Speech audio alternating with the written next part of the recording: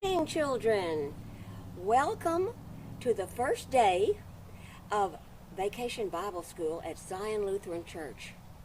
Boys and girls, I love Vacation Bible School because when I was just a little girl, I fell in love with Jesus at a Vacation Bible School.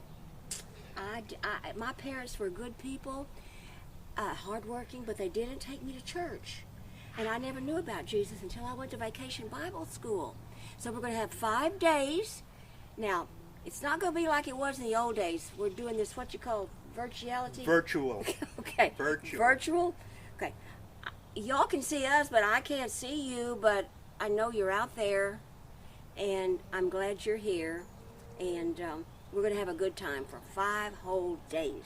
Granny, I got something I got to tell you. What? I got What? something What? I got What? to tell you. You always got something. When I was growing up, I wanted to be 2 things in my life. The first one was an astronaut. Oh, that's a good thing. Then I found out later on in life I don't like flying. I hate heights. So that didn't work out. I'm glad you didn't go that way. Another thing that I wanted to be so much was like, I don't know if you remember James Bond movies. Yeah. And everything. I wanted to be a spy just like James Bond, a double knot spy like Jethro Bodine said in Beverly Hillbillies. Double knot. Oh yeah. You know, I thought that would be so cool to be a spy. Ended up being a pastor though. Well, that might be more dangerous than either one of those.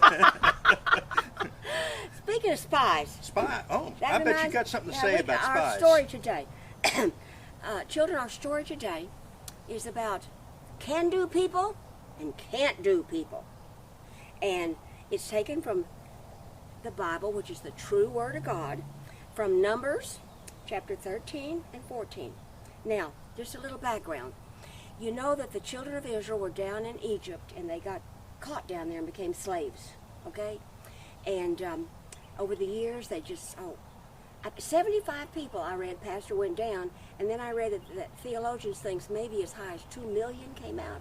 It wasn't just a little bitty people, but God miraculously took care of them, and he parted the Red Sea, and he let them, because the Egyptians were chasing them. That old Pharaoh was wanting to do them in. He was a bad dude.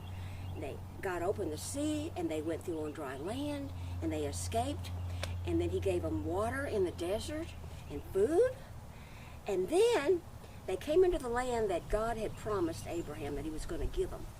So they came to the edge of the land. This land was called Canaan, the promised land. Okay?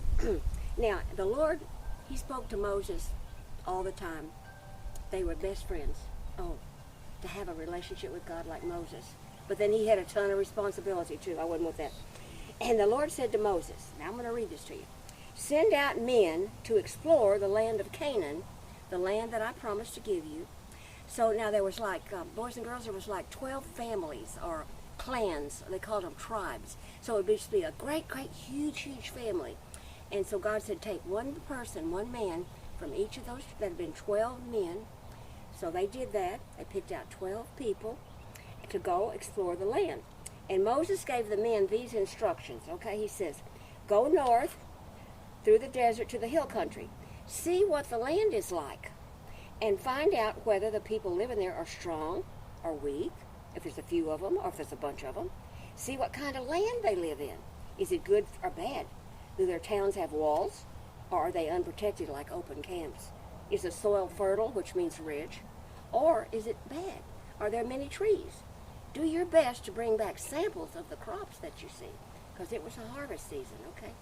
So they went up, and they were spies, sneaking around, looking, taking notes, and observing and seeing what the land was like. And it was a very rich land, and they came back with a bunch of grapes. Now, I've seen grapes at Walmart this big, but it said these grapes were so big that it took 2 of them to carry it on a pole between them. Oh, wow. Wow. And they brought back samples of all the figs and the pomegranates and everything. Okay? And they were up there snooping around. They were spies. Snooping around for 40 days. Okay? And then they came back to Moses, and they were going to give him a report. So they went to Moses, and they said, oh, oops, I'm sorry, boys and girls. Time's up. I tell you what, why don't you come back tomorrow morning for day 2, and we'll find out what the spies told to Moses, because I don't have time now to go into all of it. And remember our theme, Zion Strong. Be Yes. can-do kids. Yes, can do. See you in the next segment. Yeah. See you tomorrow. Bye-bye. Bye-bye.